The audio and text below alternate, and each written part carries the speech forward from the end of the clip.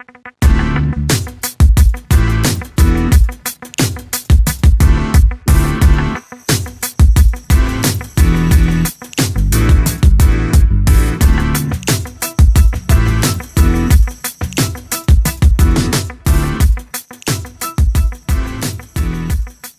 good, people? Welcome back to another episode of Investors Playbook. As always, you have your co-hosts Deshaun and Cornell, and as always, we have a lot to talk about. It has been a very exciting week. We're going to start things off with what happened on Monday and Tuesday this past week. All right, we're talking about one of the biggest drops in the S&P 500 in months. The S&P 500, it lost about $1.3 trillion in market value. All right, Cornell, I remember the text message you sent me. I could just only shake my head, man. It was crazy the amount of cash that an account that has a good amount of investments in the S&P 500, what that looked like on Monday afternoon after the stock market closed. So we definitely want to talk about that. Some of the things that maybe have caused that to happen.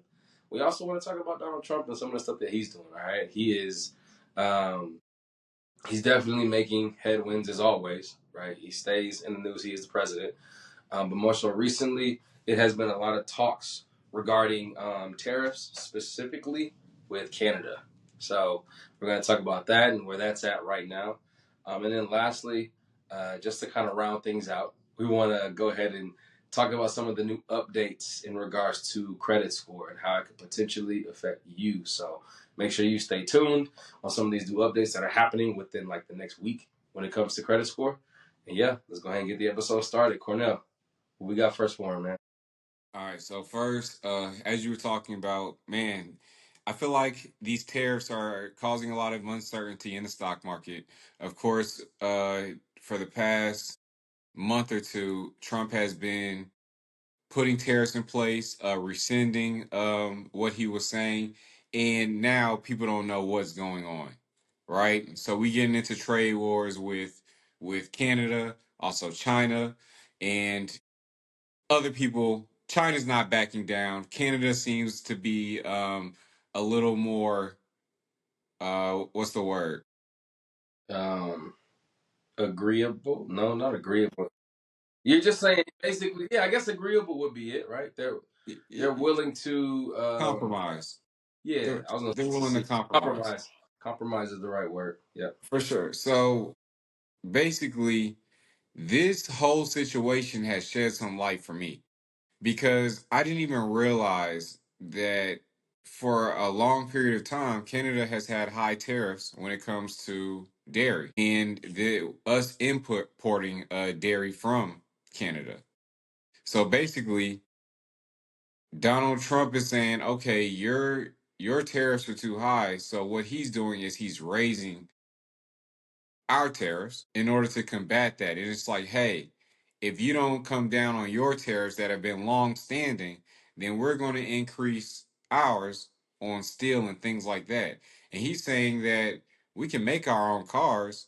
We'll bankrupt your whole automotive industry. You see what I'm saying? Yeah. So there's a lot going on, and I feel like things need to be looked deeper into because I guess, and don't get me wrong, I don't agree with everything that he does, but I'm just saying like he's doing what he feels makes sense in certain situations.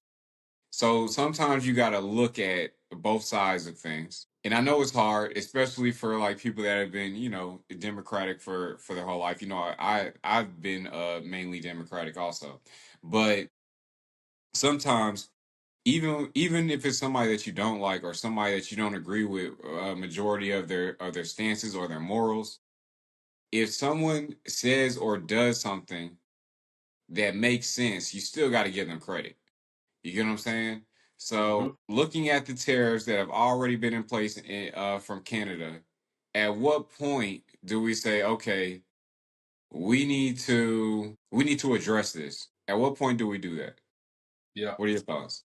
No, I think I'm gonna agree with you. It definitely, given the climate, it sounds like Trump is being a bully or Trump is, kind of strong arming. But like you mentioned, a lot of these tariffs that were already put in place, we didn't know about, right? The presidents prior to Trump, I mean, I'm not sure what their stance was on it, but it they would seem to be okay with letting it happen. And now Trump is basically saying, well, no, we're going to change that narrative, right? We're not going to be the country that pretty much that you can get over on anymore. Hmm. Um, so I definitely feel that stance, but it does come off as, like I mentioned earlier, like him being kind of a bully, because there's always two sides, and right now a lot of the news outlets that you're seeing are just Trump threatens, Trump gets what he wants. Now we're good. Like that's kind of the Oh, narrative that's being yeah. spoken. But the reality is, yeah, a lot of the tariffs that are being put in place are, in a sense, kind of creating balance where there was imbalance before, because the U.S. was kind of being more of a giver, or playing nice. So, So let me ask you a question. Do you hmm feel like um him going this direction with trying to bring balance to tariffs and things of that nature, do you feel like this will end positively, or do you feel like this will have a negative effect on the US? I think it depends on the country that he's quote unquote like threatening, right? Some countries I feel could end a lot more negatively for the U.S. Um, Others, Like China? maybe. Right. Exactly. Exactly like China. Others, they might just play ball like Canada, right? Um, it just depends on how far this goes and to what extent he is communicating with these countries and how he's communicating with them, right? On a previous episode, which has nothing to do with tariffs, but it's just the way he talks to um, leaders of other countries, right? It could come off as negative and retaliation could happen, but um, right now it seems like it seems like it would be something that ends up being positive. I'm not sure how far down the line as far as finances go with us, with those tariffs being implemented. I don't know what that will look like as far as the normal consumer's pockets. How does that trickle down to us? That I'm not sure of, right? But as far as like tension and things like that, I think tensions will rise. For sure. But if it makes sense and people understand it, they might just subside. You know what I mean? Yeah. Essentially, what about you? You think that it's gonna cause some uproar? I think it seems like this could be, and I'm not exactly sure, but it seems like this could be a rip the band-aid off type of Mm-hmm. situation. That's what I'm hoping. It's like, okay, let's address all these things that we've been seeing have been ailing the US for a long period of time. Yeah, the stock market is gonna drop. Yeah, we might go into a recession. Yes, it's gonna be some hard times for a bit, but once everything's put in place and everything is settled, maybe we can see something positive. We can have a clear vision, and we can put um, efficient systems in place. Because right now, it's like they're deconstructing everything when it comes to the U.S. And I'm not saying that we needed everything. I'm sure that we had some inefficient systems going on. I'm positive of it. You see what I'm saying? But I'm not saying that we didn't need all of those things. And I know that a lot of people are losing jobs also. So I just wonder how this is going to look 4 years from now when we're getting a new president. You see what I'm saying? And how much are they going to have to fix? Where are they going to pick up from? Yeah, it's just there's a lot of questions, and I think that's why the stock market is getting hit right now, and we're back to previous levels since before Trump was even Right. elected. Right. Yeah. I don't think he's even worried about the stock market, right? I Hmm. don't know if that is something that he's trying to keep afloat. I don't know if that's his goal. It doesn't seem like it. It seems like right now one of his biggest goals is to get the country out of debt by increasing our income, decreasing our expenses. That's what it seems like he's doing.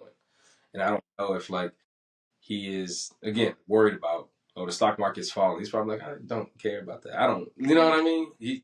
I don't even know if that's something that he is you know, I'm sure he has investments, but it's probably not like he needs the stock market to go up in order for him to continue. He's good right now. You feel me? So Uh, yeah, him. But that's right, right. Yeah, right. just So I feel like people are gonna follow the money, mm, and a lot of these billionaires, I'm sure, are invested into the stock market, and this is like a 180 from his first term when he was embedding like trillions of dollars into the stock market when it was failing. Over, I don't know if you remember, like back when COVID was happening. yeah, Yeah, yeah, and he was injecting funds into the stock market to keep it afloat. But mm, now it's like I guess he feels like he has bigger fish to fry, and we can worry about the stock market on the back end. yeah. I mean, but you're even seeing like these billionaires sell out. I mean, sell their shares. Like Warren Buffett, Yeah, he sold what, like, 143 billion dollars worth of Berkshire, and this article was from March 11th. So stuff like that. yeah.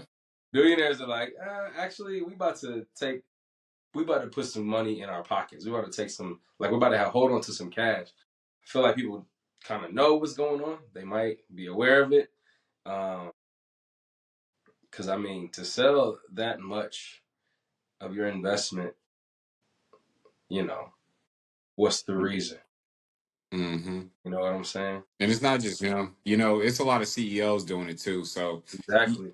you can tell they saw this coming, and you know they have conversations that we're not even privy to. Right. And it's interesting that, we as consumers, as people who are not CEOs, I mean, we are CEOs of investors, Playbook, you feel me? But you know what I'm saying? Like, billion-dollar companies. Um, the narrative for us is when everyone is selling, we buy. But you have the CEOs they're selling now too. You know what I mean? And I'm sure that they still hold on to some investments, but that in itself is like, man, when you have people who preach hold, hold and watch the market grow, when they're starting to take billions of dollars out of the stock market, that's when it's really like, all right, what's going on? Because But they aren't even going by some of the things that they say. but is it them? My thing is, if I had additional knowledge of what was going on in the economy, you get what I'm saying? Yeah, no, Because no, there, no. We saying the if same thing. nah, that's what I'm saying. But I wouldn't have that mindset. I have the buy and hold mindset because I don't know what's going on. You get what I'm saying? If I had Donald Trump that I could just call on the phone and have a conversation with, you see what I'm saying, and see where his head is at, and I could be like, "Oh, this man is crazy. I'm about to get my money out real quick." You No, see what I'm saying? facts, But facts. I don't have that luxury. Yeah, Mark Zuckerberg does. Jeff Bezos does. Elon Elon Musk, Musk he does. does. Warren Yeah, Buffett, I'm sure he does. You yeah. see what I'm saying? So I think it's a different story for them. So then, what do you think about moving like them? Would you adopt the nature of billionaires are selling? Sorry, billionaires are um, getting rid of billions of dollars in stock market assets. Should I also do something similar? I feel like no, because when it turns around, you're not going to know. They'll know. Their Yeah, money will already be in by time, and then when you try to catch it, it's too late. And nah, then that's true. there's so much uncertainty too, because it's like you'll have a green day and you'll be like, oh, is it time? You'll put money in and then you get that lower dip. It's like I don't you're at that point you're trading. Yeah, You're not you're trying to time investing. the market. You're right. You're right. You're right. Yeah, I see. I don't have Because time it for that. doesn't just end with them knowing when to pull their money out. They also got information on, when they should start putting money back in. And also, they're not taking all their money out either. It's just a large amount of it. So, no, all right, I feel that. Um, but yeah, no, it's a lot to to talk about in that regard, right? Um, a lot of uncertainty. I feel like we've been saying that a lot lately. That uncertainty word, just because it's the Yeah. truth. It is very much so uncertain when it comes to the market. When Trump got elected, we thought the market would explode, and it did for a time. And then these things started getting put in place. People started getting worried. Billionaires started selling off their assets, and now the market is literally back to where it was prior to him getting elected, or right around when he got elected. So, yeah. And a lot of that talk, that's, the first two topics. We talked about the tariffs, we talked about the stock market losing money. Um, so just continue to pay attention, folks. Continue to kind of be privy to all the stuff that's happening. It seems like it's happening and it's changing every day, because just days before he rescinded the tariff decree, he was mandating it from Canada, right? So Mm-hmm. it can change that fast That as well. fast. You see what I'm saying? In a blink of an Yeah, eye. yeah, yeah, man. So after that, we want to make sure that the listeners are just privy and aware of some of the changes that are coming to your credit report, right? Some of the things that would normally get reported to your credit report or get reported and affect your credit score are going away. As of March 17th, or whenever March 17th comes, they are removing medical bills from your credit report. So if you have like a medical debt that you haven't paid yet, or um, any type of medical bill that has potentially affected your credit score, the ruling back in January was that on March 17th, those medical bills will be removed, as far as being a way to affect your credit score, right? So they can't weaponize if you get sick, or if you have to, if go to the hospital due to pregnancy, or you hurt yourself, and now they're dangling that over your head, like if you don't pay this medical bill, then it's going to affect your credit score. As of, well, not as of, but on March 17th, that will no longer be an issue. It'll still be up to you to do your due diligence and make sure that those medical bills fall off, right? Because they aren't just going to disappear. Um, you have to go through the steps to make sure that those medical bills do get removed. But we're talking of ways to potentially increase your credit score, people. All right. COVID happened, and I'm imagining that a lot of people had to go to the hospital. Some who probably did not have insurance, some who did, but their insurance wasn't that good. This is a way for you to potentially, you know, get some of that, get some of those points back on your credit score. I know I'm not saying that you don't have to pay the medical bill. I'm just simply saying that, as far as it affecting your credit score, that is something that the Consumer Finance Protection Bureau agreed to remove, because they did feel like it was a way that some of these medical companies were weaponizing, um, asking people to pay their medical bills, and saying if you don't, then you're gonna have a hard time buying a house, or you're gonna have a hard time getting a car. So Mhm. wanted to just drop that knowledge on you. I know, Cornell, you're not tripping. You got like a thousand credit score or something, but a 987 credit score. You feel me? I know you're good. Yeah, that thing is good, man. But yeah, But yeah, I do think that is going to benefit a lot of people. I'm happy to hear about that, because a lot of times you can't control sickness, and sometimes you can, but it's embedded in our culture though, and I hate that because you see fast food all over the place. People don't really stress the negative effects of alcohol. That's also a part of our culture. So it's unfortunate, but ailment is pretty common in the U.S. So I'm glad that it's not also a a sentence for your credit score. yeah, On top of that, because it's like you're already struggling with health, which is the worst type of struggle. When something in your body is not working the right way, I can only imagine, like it's terrible. yeah. So, because I remember when I sprained my ankle and I couldn't walk for 3 days, I was like, I man, remember, bro. it make you think. It make you think a different way Mhm. when you This got to could have crawl gotten up the this could have steps. been way worse. You feel me? Like, yeah, That's, we take it for granted just being able to walk around, open doors, and shower without needing assistance. But yeah. it could definitely be different. And then on top of that, you gonna kill my credit score. So now I can't buy a house. Now I can't get a car. Like, come on, bro. This is the type of stuff that puts you in depression. So yeah, I'm glad that that's a move. Mm-hmm. And Definitely. yeah. Sure. Cool, man. But yeah, And as also, always, man. Oh, there's go ahead. there's another topic though that I just wanted to put in there.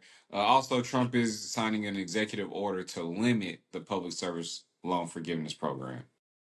Mm, He hasn't specified what that looks like yet, but he's saying that a lot of people that were previously eligible will not be eligible. I don't know what that looks like because my thing is public service is public service. Who is he yeah. going to target? Is he going to target firefighters? Is it police officers? Is it um is it nonprofits? Is it teachers? Like who are you targeting? Because public service is public service. Yeah, I know, and that directly affects you because you're waiting, that mark to where you can officially say you've given your decade of service, and now you September. can. Yeah, that's September crazy. 4th. I just gotta make it. You just gotta make it, bro. A couple more months, man. September. Be September. like, hold on, Trump, not yet. Wait, just give me. Just chill, bro. Chill. Nah, Oh my for gosh. sure. But Yeah. it's important to keep in mind what's going on in the world because it does affect us. It might not affect us right away or directly, but in some type of way, it will trickle down and the effects will hit us. So, yeah, we bring this information to you. Uh, do what you will with that information. And yeah, make sure that you lock in, make sure you share our YouTube, our podcast. And yeah, we appreciate you as always. Yep. Appreciate y'all. Appreciate y'all. Man, another great episode in the books. We're gonna catch y'all next week. Peace out. Peace.